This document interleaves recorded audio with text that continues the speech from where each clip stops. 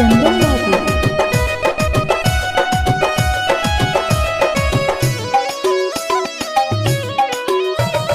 चढ़ल जवानी नहीं चलूतान, चढ़ल जवानी पे नहीं चलूतान केहू मिस ले दौगे।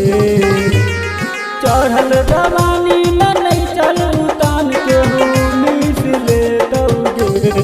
आजकल खराब चलै सो समैया अंधरिया में टीप ले दौगे।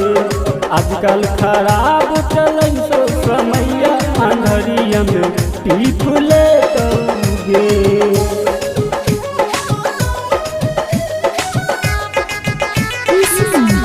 Digital recording studio Dalsinghsarai.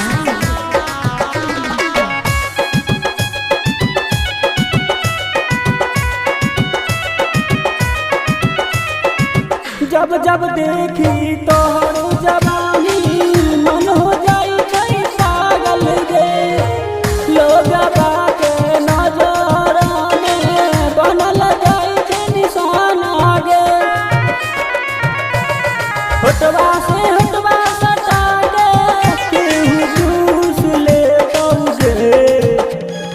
होटवा से होटवा सटा गे केहू जूस ले दौगे।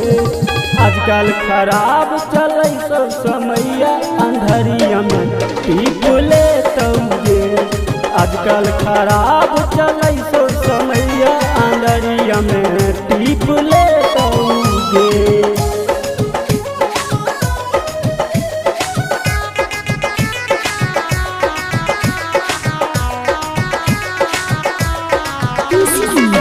Digital recording studio Dalsinghsarai.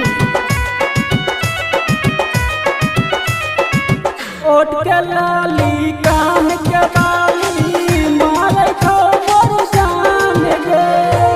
दिलवा के राजा बना ले हम छियौ तैयार गे। तोरा में सुता के मजा देबो हम भरपूर गे। तोरा में सुता के मजा देबो हम भरपूर गे।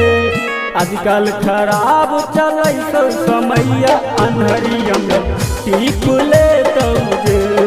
आजकल खराब चलै सो समैया अंधरिया में टीप ले दौगे।